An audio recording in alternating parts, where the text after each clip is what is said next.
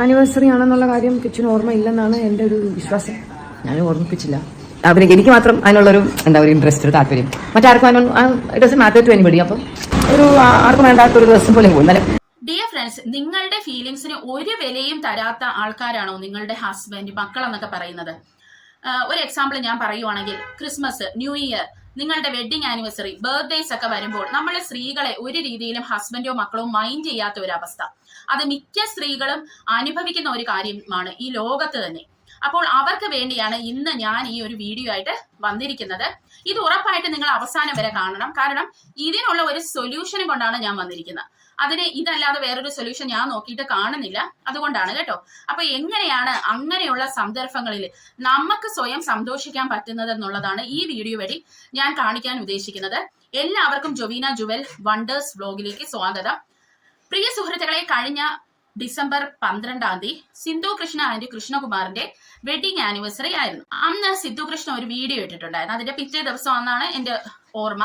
അത് ഇങ്ങനെ റെക്കമെൻഡേഷനിൽ വന്നപ്പോൾ ഞാൻ യാദൃശ്ചികമായാണ് ആ വീഡിയോ കണ്ടത്. ഞാൻ സിന്ധു കൃഷ്ണനെ ഞാൻ വളരെ ഇഷ്ടപ്പെടുന്ന ഒരു സ്ത്രീയാണ് കേട്ടോ. എനിക്ക് അവരെ വളരെ ഇഷ്ടമാണ്.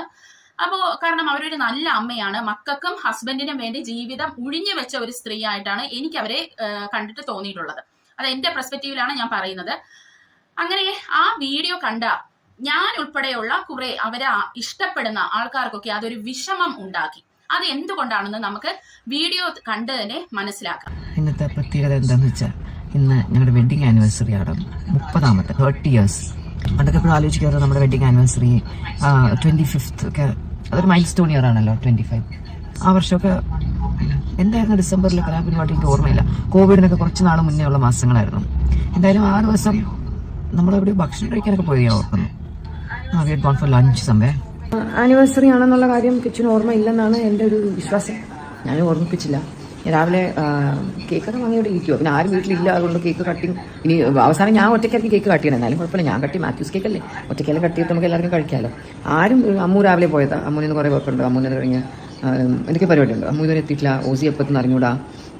ഹൻസുവിന് കോളേജുണ്ട്. അങ്ങനെ ഇഷാനി ഞാനും ഉണ്ട് വീട്ടില്. ഫ്രണ്ട്സ്, ഈ ഒരു കാര്യം സിന്ധു കൃഷ്ണ പറയുമ്പോൾ എനിക്കെന്തോ അവരുടെ കണ്ണുകളിൽ പെയിൻ ആണ് മനസ്സിലാക്കാൻ സാധിക്കുന്നത്. കാരണം നമ്മളുടെ സൊസൈറ്റിയിൽ പല സ്ത്രീകളും അനുഭവിക്കുന്ന ഒരു കാര്യം തന്നെയാണ് ഇത്. ഇതിന് ഈ സിന്ധു കൃഷ്ണയുടെ മക്കളെയോ ഹസ്ബൻഡിനെയോ ഒന്നും പറഞ്ഞിട്ട് ഒരു കാര്യവുമില്ല. കാരണം നമ്മുടെ മക്കളെയും ഹസ്ബൻഡിനെയും ഒക്കെ നമ്മൾ എന്താണ് ചെയ്യുന്നത്, സ്പൂൺ ഫീഡ് ചെയ്താണ് വളർത്തുന്നത്. അതുകൊണ്ട് തന്നെ അവർ ഒരു പ്രായം വരെ അവർ വളരെ സെൽഫിഷ് ആയിരിക്കും. അവരൊരിക്കലും മറ്റുള്ളവരെ കുറിച്ച് ബോധേഡയല്ല. അവർക്ക് വേണ്ടി ജീവിതം ഒഴിഞ്ഞു വെച്ചവരുടെ ഫീലിങ്സ് പോലും അവർ മനസ്സിലാക്കാറില്ല ചില സമയത്ത്. അത് അവരുടെ അറിവില്ലായ്മയാണ്. അല്ലെങ്കിൽ വീട്ടിലുള്ള ഒന്നീ ഹസ്ബൻഡ് അല്ലെങ്കിൽ വൈഫ് കാണിച്ചു കൊടുക്കണം ഇതൊക്കെ എത്ര വേണ്ടപ്പെട്ട കാര്യങ്ങളാണ്. ഒരു അമ്മ എന്നുള്ള രീതിയിൽ ആ മദർഹുഡ്, അവരുടെ ആ ജീവിതം മൊത്തം ഈ മക്കൾക്കും ഹസ്ബൻഡിനും വേണ്ടി ഒഴിഞ്ഞു വെച്ചതാണ്.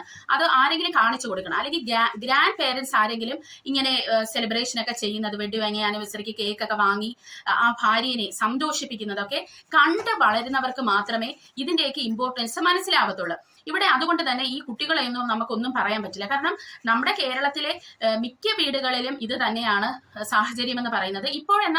ഇപ്പോഴത്തെ തലമുറ കുറച്ചുകൂടെ അവര് ചിന്തിക്കുന്നുണ്ട് അവരുടെ പേരൻസിനെ കുറിച്ച്. എന്ന് വെച്ചാൽ ഇങ്ങനെയുള്ള സെലിബ്രേഷൻസ് ഒക്കെ അവർ പിന്നും ചെയ്യാറുണ്ട്. പേരൻസിന് വേണ്ടതൊക്കെ അവര് ചെയ്തു കൊടുക്കാറുണ്ട് എന്ന് എനിക്ക് തോന്നാറുണ്ട് കേട്ടോ.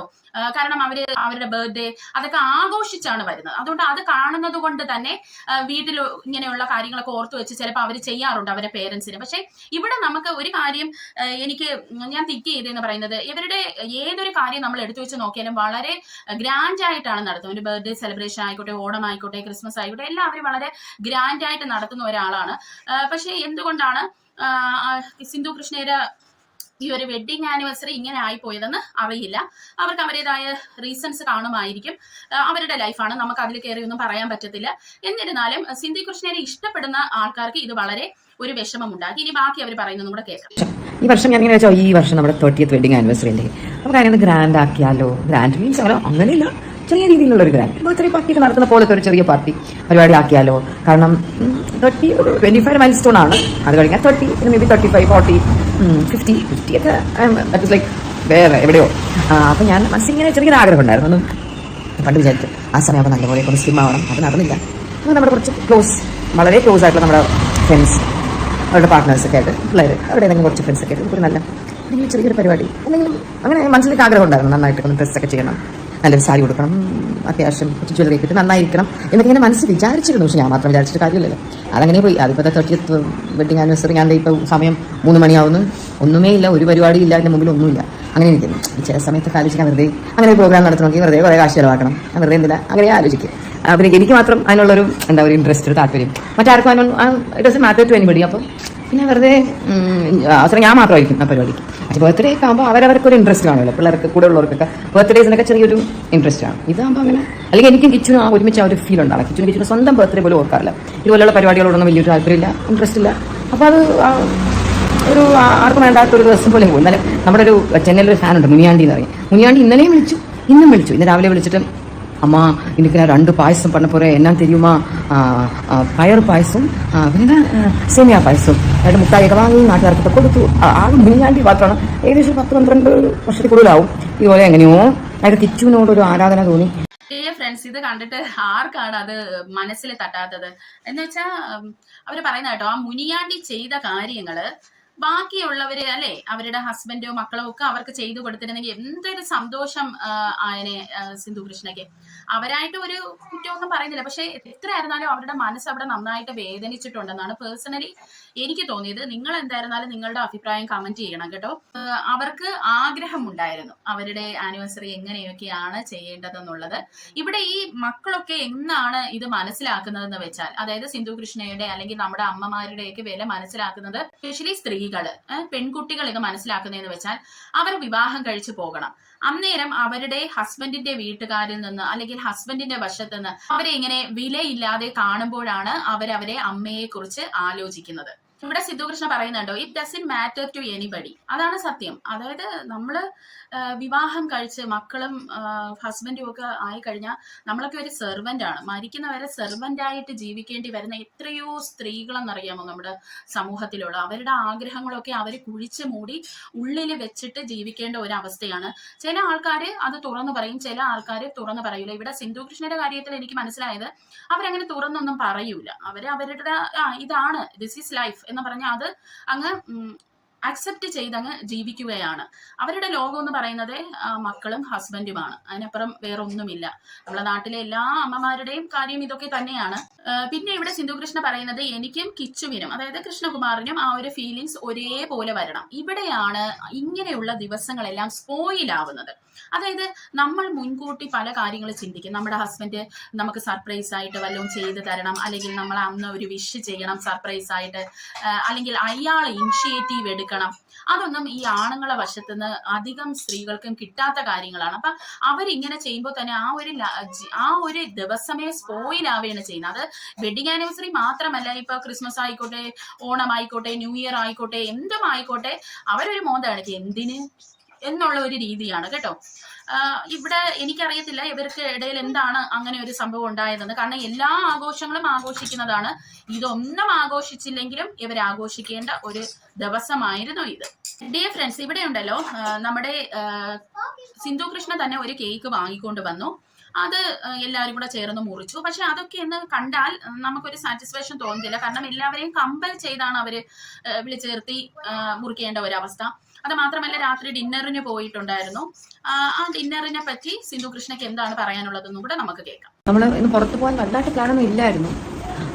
എന്നാലും പോയത് നന്നായി തോന്നുന്നു. കാരണം വീട്ടിൽ തന്നെ ഇരുന്നാൽ നമുക്ക് ഇന്നത്തെ ദിവസം മെമ്മറിയിൽ നമുക്കൊന്ന് കുറച്ചുകൂടി ബെറ്ററായിട്ട്, കുറച്ചുകൂടി കളർഫുള്ളായിട്ട് സൂക്ഷിക്കണം എന്നുണ്ടെങ്കിൽ ചില ഒരു ഓർഡിനറി ഡേയിൽ നിന്ന് ആ ദിവസം എന്തെങ്കിലും ഇച്ചിരി ഒരു എക്സ്ട്രാ എന്തെങ്കിലും വേണം. അപ്പോഴാണ് നമ്മുടെ മെമ്മറിയിൽ അത് നിൽക്കുന്നത്. അതുകൊണ്ട് നമ്മൾ പലപ്പോഴും നമ്മളിപ്പോൾ പല പഴയ കാര്യങ്ങൾ നമ്മൾ ഓർക്കുകയും പഴയ ഫോട്ടോസൊക്കെ നോക്കുകയൊക്കെ ചെയ്യുമ്പോൾ പലപ്പോഴും നമ്മൾ ഒരു പ്രത്യേക ദിവസങ്ങൾക്ക് ബർത്ത്ഡേക്ക് അങ്ങനെ എന്തെങ്കിലുമൊക്കെ നമ്മളൊന്ന് ഡ്രസ്സൊക്കെ ചെയ്യുന്നത് നല്ലപോലെ എടുക്കുന്ന ആ ഫോട്ടോസ് ആയാലും വീഡിയോസ് ആയാലും നമുക്ക് എവിടെയോ കുറച്ചും നമ്മുടെ മെമ്മറിയിൽ സ്റ്റോർ ചെയ്ത് വെക്കുമ്പോൾ അത് കുറച്ചും റെലവൻ്റ് ആയിട്ട് അവിടെ നിൽക്കും. അതായത് നമ്മൾ കാഷ്വൽ ആയിട്ട് പോകുന്ന പലതും പെട്ടെന്ന് അതങ്ങ് ഫെയ്ഡായി പോകും. Some ordinary days just tend to just get fade off. So ഇന്നത്തെ ദിവസം എനിക്കൊന്ന് ഓർമ്മയിൽ സൂക്ഷിക്കണം എന്നുണ്ടായിരുന്നത് കൊണ്ട് ഭക്ഷണം പുറത്തുനിന്ന് കഴിക്കാൻ ആർക്കും താല്പര്യമില്ല. ഇന്നത്തെ ദിവസം ചൂടുമില്ല, എനിക്കും ഇല്ല, അമ്മൂനും ഇല്ല, ഹൻസിക്കുട്ടിക്ക് തീരെയില്ല. ഹൻസൊരു രാത്രി ഇച്ചിരി കഞ്ഞി മതി എന്ന് പറയാം. എന്നാലും നമ്മളൊന്ന് ആയത്തോടെ പോയി ഇച്ചിരി ഫുഡ് അവിടെ നിന്ന് കഴിച്ചു. നമ്മൾ ഡിയർ ഫ്രണ്ട്സ്, ഇവിടെ സിന്ധു കൃഷ്ണ പറയുന്നത് കേട്ടല്ലോ. അതായത് ആർക്കും തന്നെ ഇതിനൊന്നും ഒരു താല്പര്യവും ഇല്ലായിരുന്നു. പിന്നെ പുള്ളിക്കാരിയുടെ നിർബന്ധത്തിനാണ് രാത്രി ഇവർ ഡിന്നർ കഴിക്കാൻ പോകുന്നത്. അപ്പോൾ എനിക്കിവിടെ പറയാനുള്ളത്, അതായത് നമ്മുടെ സന്തോഷം നമ്മളാണ് തീരുമാനിക്കുന്നത് അത് എങ്ങനെ വേണമെന്നുള്ളത്. അപ്പോൾ ഇവിടെ സിന്ധു കൃഷ്ണ എന്താണ് ചെയ്തത്?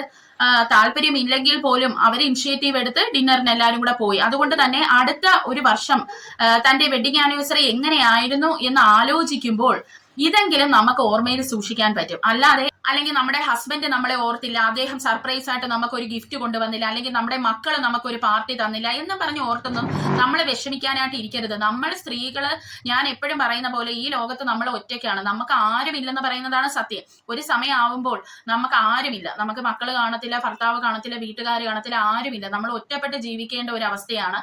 അപ്പോൾ നമ്മൾ എന്താണ് ചിന്ത ചെയ്യേണ്ടത്? നമ്മളുടെ ഒരു ആനിവേഴ്സറി വരുന്നു, അല്ലെങ്കിൽ ക്രിസ്മസ് വരുന്നു, ഓണം വരുന്നു, ഇതൊക്കെ വരുമ്പോൾ നമ്മൾ മുൻകൂട്ടി എല്ലാം പ്ലാൻ ചെയ്യുക. പ്രത്യേകിച്ച് ഇങ്ങനെ ആനിവേഴ്സറി ഒക്കെ വരുമ്പോൾ നമ്മൾ കുറച്ച് ദിവസം മുമ്പേ നമ്മുടെ ഹസ്ബൻഡിന്റെ അടുത്ത് പറയുക, നമുക്ക് ആനിവേഴ്സറിക്ക് ഇന്ന കാര്യമൊക്കെ ചെയ്യാം, നമുക്ക് ഇത് ഇങ്ങനെ പ്ലാൻ ചെയ്യാം, അങ്ങനെ പ്ലാൻ ചെയ്യാം എന്ന് പറഞ്ഞ് അവരെ ഒന്ന് ഓർമ്മപ്പെടുത്തുക. അപ്പോൾ ഒരു ആനിവേഴ്സറി അവർ അങ്ങനെ ആഘോഷിക്കുമ്പോൾ അടുത്ത വർഷവും അവർക്ക് അതിനൊരു ഇൻട്രസ്റ്റ് കാണും. അല്ലാതെ അവർക്ക് ഇതിലൊന്നും ഇങ്ങനെയൊന്നും ഒരു എക്സ്പീരിയൻസും ഇല്ല, അല്ലെങ്കിൽ അവരായിട്ട് നമ്മളുടെ അടുത്ത് എന്തെങ്കിലും വന്ന് പറയും എന്ന് പറഞ്ഞ് നമ്മൾ എക്സ്പെക്ട് ചെയ്യുമ്പോഴാണ് നമുക്ക് അത് ദുഃഖത്തിന് ഇടവരുത്തുന്നത്.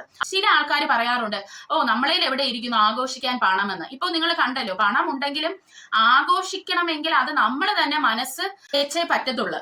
അല്ലാതെ പണത്തിനൊന്നും ഒരു രീതിയിലുള്ള പ്രാധാന്യവുമില്ല. നമ്മൾ തന്നെ നമ്മളെ ഇനിഷ്യേറ്റീവ് എടുത്ത് കാര്യങ്ങൾ ചെയ്യുക എന്നുള്ളതാണ്. പിന്നെ വേറൊരു കാര്യം പറയുവാണെങ്കിൽ പ്രിയ സുഹൃത്തുക്കളെ, എന്റെ ബർത്ത്ഡേ തന്നെ പറയാം. അതായത് എന്റെ പേരൻസ് ഒന്നും അവര് മരിച്ചു പോയതാണ്. അപ്പൊ എന്റെ ബർത്ത്ഡേ ഞാൻ എങ്ങനെയാണ് ചെയ്യുന്നതെന്ന് വെച്ചാൽ, എനിക്ക് വിഷ് ചെയ്യാനായിട്ട് എന്റെ ഹസ്ബൻഡ് മാത്രമേ ഉള്ളൂ. അപ്പോൾ ഞാൻ ബർത്ത്ഡേക്ക് മുമ്പ് തന്നെ പറയും, എന്റെ ബർത്ത്ഡേ ഇങ്ങനെ ആയിരിക്കണം, എനിക്ക് എന്ത് വേണം എന്നൊക്കെ ഞാൻ അങ്ങോട്ട് പറയും, ഞാൻ ഓർമ്മപ്പെടുത്തും. അല്ലാതെ ആ ദിവസം പുള്ളി ഓർത്തിരിക്കുമോ എന്നൊന്നും ഞാൻ ചിന്തിക്കാറില്ല. അങ്ങനെ ഒരു പ്രഷറിലോട്ട് ഞാൻ ഇടാറില്ല എന്നുള്ളതാണ് സത്യം. കാരണം അഥവാ അവര് ഓർത്തില്ല എന്നുണ്ടെങ്കിൽ നമ്മുടെ ആ ഒരു ദിവസമേ പോവും. പിന്നെ അതൊരു വഴക്കും അടിയുമാവും, അല്ലെങ്കിൽ നമ്മുടെ മനസ്സിൽ ആ ഒരു വെറുപ്പ് ഇരുന്നിട്ട് അത് പിന്നെ വേറെ കുടുംബ പ്രശ്നത്തിലോട്ടൊക്കെ അത് മാറും. അതിനൊന്നും നമ്മളായിട്ട് സിറ്റുവേഷൻസ് ഉണ്ടാക്കി കൊടുക്കരുത്. നമ്മുടെ ഹസ്ബൻഡിന്റെ സ്വഭാവം എങ്ങനെയാണോ അത് എങ്ങനെയാണെന്ന് കണ്ടറിഞ്ഞിട്ട് അതിനനുസരിച്ച് നമ്മൾ പെരുമാറുക എന്നുള്ളതേ ചെയ്യാനായിട്ട് പറ്റത്തുള്ളൂ. പതുക്കെ അവരെ മാറ്റിയെടുക്കാൻ പറ്റുമെങ്കിൽ മാറ്റിയെടുക്കുക എന്നുള്ളതേ ഉള്ളൂ. ഇനി നമുക്ക് ആ വീഡിയോയ്ക്ക് അടിയിൽ വന്ന മെസ്സേജസ് കുറച്ച് വായിക്കാം. ഇത്രയും ഫിനാൻഷ്യൽ ഇൻഡിപെൻഡന്റ് ആയിട്ടും മക്കൾ ജസ്റ്റ് ഒരു സർപ്രൈസ് പാർട്ടി കൊടുക്കായിരുന്നില്ലേ? 30 വർഷം ഒരു മൈൽ സ്റ്റോൺ അല്ലേ? അത് ശരിയാണല്ലേ, 30 years ആണ്, കളിച്ച കളിയല്ല. അതിനൊരു 908 ലൈക്ക് കിട്ടിയിട്ടുണ്ട്. പിന്നെ അടുത്തതെന്ന് പറയുന്നത്, നെക്സ്റ്റ് ഇയർ നല്ല പോലെ സെലിബ്രേറ്റ് ചെയ്യണം കേട്ടോ ആന്റി. ഈ വീഡിയോ എനിക്ക് എന്തോ വിഷമം തോന്നി. Happy anniversary. ഈ കുട്ടികൾക്ക് വേണ്ടി ജീവിച്ചു കഷ്ടപ്പെട്ട ഈ അമ്മയ്ക്കും അച്ഛനും ഒരു സർപ്രൈസ് കൊടുക്കുവാൻ ഇതുങ്ങൾക്ക് തോന്നില്ലല്ലോ? കഷ്ടം. എല്ലാവർക്കും വരുമാനം ഉള്ളതല്ലേ, ഒരു ചെറിയ ഗിഫ്റ്റ് എങ്കിലും വാങ്ങാമായിരുന്നു ഇതുങ്ങൾക്ക്. അതാണ് സ്ത്രീകളെന്ന് പറയുന്നത്, അവര് വളരെ വലിയ ഒരു ഗിഫ്റ്റ് ഒന്നും എക്സ്പെക്ട് ചെയ്യില്ല. ഒരു റോസാപ്പൂ കൊണ്ട് കൊടുത്തിട്ട് ഹാപ്പി ആനിവേഴ്സറി എന്ന് നമ്മുടെ ഹസ്ബൻഡ് നമ്മുടെ അടുത്ത് പറഞ്ഞാലും, അല്ലെങ്കിൽ മക്കൾ ഒരു മുട്ടായി വാങ്ങിക്കൊടുത്താലും, അല്ലെങ്കിൽ ഒന്ന് ജസ്റ്റ് വിഷ് ചെയ്താൽ അത്ര സന്തോഷം അല്ലെ നമ്മുടെ അമ്മയ്ക്കും ഒക്കെ വരാറുണ്ട്.